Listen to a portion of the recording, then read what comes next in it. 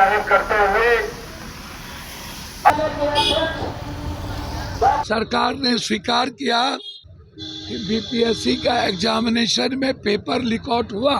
बच्चों के साथ जो नाइंसाफी उनके उम्र को लेकर यूजीसी एंड नेट्स को दरकिनार करके हिंदी में मार्किंग मात्र 20%, ब्लैक लिस्टेड कंपनी को हमारे बच्चों के भविष्य को दे देना। ब्लैक आउट है, कॉपी में लिखा नहीं, उसको रैंक 3 दे दिया गया। मिथिलेश तिवारी शिक्षा मंत्री, अब इन लोगों के बारे में क्या कहना। आप पैसा खा करके आप उसको नौकरी का सर्टिफिकेट दे रहे हैं। आप जुल्म कर रहे हो बच्चों पर। 8 दिनों से बच्चे मर रहे हैं। रिसर्च स्कॉलर मुख्यमंत्री जी सुन नहीं रहे, गवर्नर साहब सुन नहीं रहे, आप उनको डरा रहे हो, आप धमका रहे हो। क्यों जाति करोगे कि हम एजुकेशन व्यवस्था के खिलाफ, बिहार सरकार के मनमानी के खिलाफ जिस तरीके से डर पैदा किया जा रहा है, आतंक का माहौल बनाया जा रहा है बच्चों के खिलाफ और बच्चों के भविष्य के साथ खिलवाड़ किया जा रहा है। आप एग्जामिनेशन कंडक्ट नहीं करते हो। हमारे बच्चे पढ़ते हैं 3 साल, उसके बाद 10 साल तक एग्जामिनेशन नहीं हो भी गया तो रिजल्ट नहीं, और उसके बाद कहते हो उम्र खत्म। और प्रधानमंत्री बौद्धिक नक्सली कर रहे हैं बच्चों, जेएनजी को,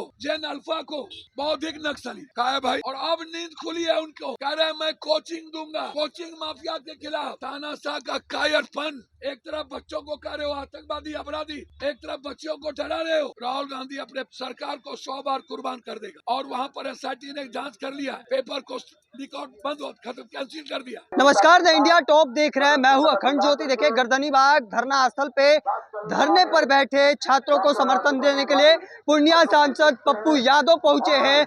और देखिए, पहुंचते के साथ ही उन्होंने कुमुद पटेल से हालचाल पूछा है। और देखिए, भगत सिंह के तस्वीर लेकर वह बैठे। हालांकि क्या कुछ कह रहे, पहले यह तस्वीर देखिए कि पुलिस भी जो है वह यहाँ पर पहुंच चुकी है। बड़ी संख्या में पुलिस बल जो है वह यहाँ पर मौजूद है। जरा इस तस्वीर को दिखा दीजिए कि बड़ी संख्या में पुलिस बल जो है वह तैनात किया गया है गर्दनीबाग धरना स्थल पे। और दूसरी ओर पूर्णिया सांसद पप्पू यादव पहुंचे हैं और पप्पू यादव पहुंचते के साथ जमकर हमला बोलते नजर आ रहे हैं सरकार के ऊपर। उनका कहना है कि बच्चों का भविष्य के लिए वह धरने पर बैठ गए। क्या कुछ कह रहे हैं, पहले उनके पूरे बातों को सुनिए। बच्चे जिसके साथ लगातार बिहार सरकार के द्वारा नाइंसाफी, सारे प्रूफ के बावजूद भी लगातार हमारे बच्चे मुद्दे उठा रहे हैं। सरकार ने स्वीकार किया कि बीपीएससी का एग्जामिनेशन में पेपर लीक आउट हुआ। TR3, TR4 और अन्य कई एग्जामिनेशन के मुद्दों को लेकर और रिसर्च स्कॉलर के बच्चों के साथ जो नाइंसाफी उनके उम्र को लेकर यूजीसी एंड नेट्स को दरकिनार करके गलत तरीके से लगातार गिरीश चौधरी के द्वारा ज्यादती करना और बीपीएससी लाखों बच्चे जिनके भविष्य के साथ अनदेखी करना कंप्लीट रूप से, मतलब आप समझ लीजिए कि हिंदी में मार्किंग मात्र 20%, ब्लैक लिस्टेड कंपनी को हमारे बच्चों के भविष्य को दे देना। बच्चे के द्वारा मांगा जा रहा है कि ब्लैक लिस्टेड कंपनी या प्राइवेट कंपनी को क्यों, जो देश का निर्माण करेंगे बीपीएससी टीचर, उसको हाइकर को क्यों दिया जा रहा है। सुनने वाला नहीं। लगातार पेपर ब्लैक आउट है, कॉपी में लिखा नहीं, उसको रैंक 3 दे दिया गया। और उसको भी आप पैसा खा करके आप उसको नौकरी का सर्टिफिकेट दे रहे हैं, मनोने दे रहे हैं, फिजिकल की घोषणा कर रहे हैं। और मिथिलेश तिवारी शिक्षा मंत्री, अब इन लोगों के बारे में क्या कहना। वो कह रहे हैं कि नहीं, यूपीएससी के तर्ज पर मेंस और भाभा ये दोनों को बीपीएससी में लाएंगे। क्या बोल रहे हो भाई। फिर हमारे बच्चे बीपीएससी में ना जाके यूपीएससी में जाएंगे। मार्किंग को पहले खत्म कर दिए और गलत तरीके से पेपर लीकआउट को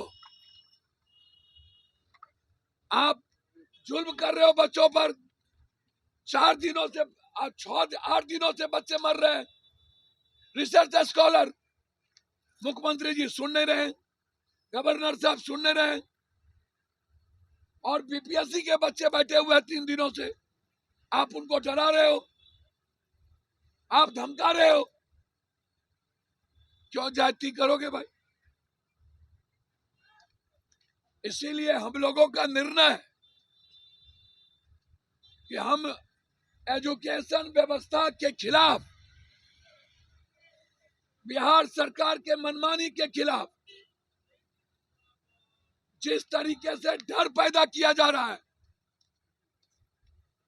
आतंक का माहौल बनाया जा रहा है बच्चों के खिलाफ, और बच्चों के भविष्य के साथ खिलवाड़ किया जा रहा है। आप एग्जामिनेशन कंडक्ट नहीं करते हो। हमारे बच्चे पढ़ते हैं 3 साल, उसके बाद 10 साल तक एग्जामिनेशन नहीं हो भी गया तो रिजल्ट नहीं, और उसके बाद कहते हो उम्र खत्म। ये उम्र को नहीं बढ़ा रहे हो, ये तो नहीं चलेगा। और एक तरफ आप बच्चों के भविष्य और दूसरे तरफ पूरा बिहार को रक्त रंजित कर रहे हो, मार रहे हो। हर जगह हाजीपुर में सारे व्यापारी को सबको खत्म, और प्रधानमंत्री बौद्धिक नक्सली कर रहे हैं बच्चों को, बौद्धिक नक्सली। जेएनजी को, जेन अल्फा को बौद्धिक नक्सली कहा है भाई। और अब नींद खुली है उनको, कह रहे हैं मैं कोचिंग दूंगा, कोचिंग माफिया के खिलाफ। क्या बोल रहे हो भाई? बौद्धिक नक्सली किसको कह रहे हो? विवेकानंद को, कबीर को, महात्मा बुद्ध को, गुरु गोविंद को, आइंस्टीन को, भाभा को, जेम्स को, डॉक्टर अब्दुल कलाम को, राजकवि दिनकर को कि बौद्धिक, बाबू वीर कुंवर सिंह को कि शेरशाह सूरी को, किरेनु को, भगत सिंह को कि चंद्रशेखर आजाद को, बाबा साहब अम्बेडकर को कि महात्मा गांधी को, नेहरू को कि लाल बहादुर शास्त्री को, अटल जी को। कौन है बौद्धिक नक्सली? तानाशाह का कायरपन। एक तरफ बच्चों को कह रहे हो आतंकवादी, अपराधी, एक तरफ बच्चों को डरा रहे हो। इसीलिए हमारे बच्चों की लड़ाई में हम सपोर्ट करने आ जाए। स्कॉलर, रिसर्चर को कोई सुनने वाला नहीं, मर रहे हैं हमारे बच्चे वहां। आज उसके मूल्यों के लिए और बीपीएससी के आवाज के लिए हम एक आम आदमी पिता की तरह, भाई की तरह उनको सपोर्ट करने हमारी पूरी टीम आई है। ये लड़ाई आर पार की है, और यदि सरकार इसके बाद भी नहीं सुनी तो बिहार बंद करेंगे और अनिश्चितकालीन अपने बच्चों के साथ भूख हड़ताल पर बैठे। चलिए बोले ना, भूख, बिहार बंद करेंगे। चलिए, आपको तो समझ में नहीं आता, आपको पता नहीं। राहुल गांधी अपने सरकार को 100 बार कुर्बान कर देगा, और वहां पर एसआईटी ने जांच कर लिया है, पेपर को लीकआउट बंद हो, खत्म, कैंसिल कर दिया, वो बहाली नहीं होगी।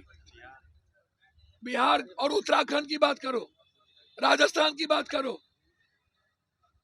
महाराष्ट्र की बात करो, मध्य प्रदेश की, पंजाब की।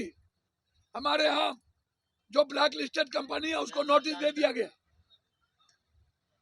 कोई समझौता राहुल गांधी नहीं करेंगे झारखंड के इशू पर। हेमंत सोरेन को धनबाद की उन्होंने कैंसिल करके फिर से एग्जामिनेशन की घोषणा कर। तो आपने साफ तौर पर पूर्णिया सांसद पप्पू यादव को सुना, वह एनडीए सरकार पर जमकर हमला बोलते हुए क्या कुछ कह रहे थे वह भी आपने सुना। तब तक तमाम अपडेट को देखते रहने के लिए द इंडिया टॉप देखते रहें। धन्यवाद।